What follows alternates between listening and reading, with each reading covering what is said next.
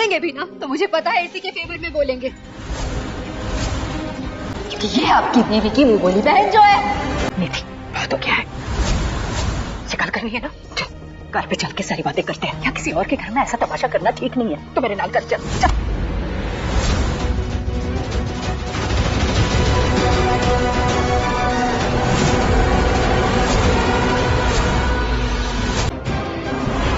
बहुत अच्छा लग रहा होगा ना तुझे आज मुझे सबकी नजरों में बुरा बनाकर, लेकिन तेरी वजह से मैं सिर्फ अपने घर वालों के सामने बुरी बनी हूँ परी। लेकिन तू, तेरे जैसी गिरी हुई और घटिया लड़की मैंने आज तक नहीं देखी। तेरा ना तो कोई कैरेक्टर है और ना ही सेल्फ रिस्पेक्ट। कैरेक्टरलेस लड़की है तू। कभी वरुण, कभी राकेश, कभी संजू, पता नहीं कौन सा शौक। पार्टी में नीति ने दिया परी को ढक्कर, राजीव को आया नीति पर बहुत गुस्सा। भाई हमने देखा ना किस तरीके से जो नीति है वो अपनी सारी हदें पार कर चुकी है और परी को क्या कुछ नहीं बोला यहाँ पर।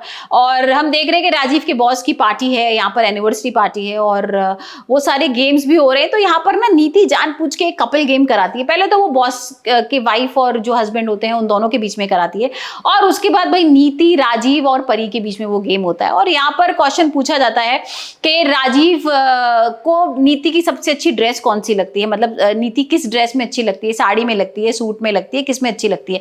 तो यहाँ पर पता है आपको तीनों का जवाब होता है एयर हॉस्टेस की ड्रेस में। मतलब ये तो वैसे भी आंसर में ऑप्शंस में था ही नहीं, तो सब लोग सुन के ना चौंक जाते हैं, बोलते हैं अरे वाह तीनों का आंसर तो सेम है। और यहाँ पर जो नीति होती है ना वो गुस्से में फेंक के चली जाती है उस पेपर को और फिर वो चिल्लाने लगती है कि ये परी है जो हमारे और राजीव के बीच में आ गई है। मतलब इस परी ने ना मेरे संजू को मेरे से छीन लिया है, क्योंकि मेरे से ज्यादा तो परी इसको समझती है। और यहाँ पर राजीव के बारे में बोलती है, वो कहती है राजीव मेरे बारे में थोड़ा ना सोचता है, परी के बारे में सोचता है। और इतना चिल्ला चिल्ला के नीति सबको बताती है ना। नीति बोलती है कि आपको पता है कि हमारे घर में कुछ भी फंक्शन होता है मेरे ससुराल में तो यहाँ पर मुझे नहीं पूछा जाता है, यहाँ पर परी को पूछा जाता है।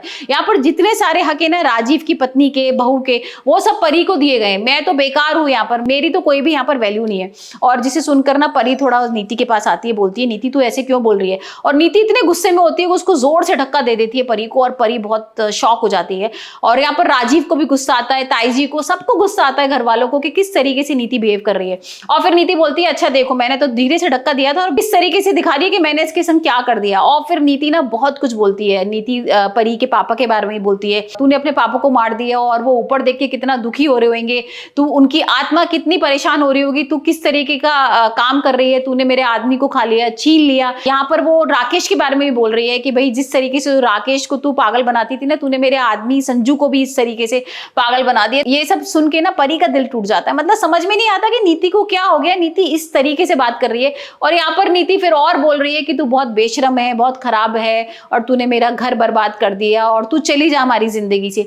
और जिसे सुनकर ना परी को बहुत बुरा लग रहा है और हो सकता है कि परी शायद नीति और राजीव की जिंदगी से चली भी जाए। लेकिन हमने यहाँ पर एक प्रोमो देखा है ना जिसमें राजीव इंट्रोड्यूस करा रहा है अपनी वाइफ को, नीति को नहीं परी को इंट्रोड्यूस करा रहा है। तो वो यहाँ पर इंट्रोड्यूस कराता है अपनी वाइफ से और बोलता है meet my beautiful wife Parineet, जिसे सुनकर ना नीति के होश उड़ जाते हैं। तो अब देखना होगा नीति का क्या स्टेप होता है, क्या वो राजीव और परी को अलग कर पाएगी।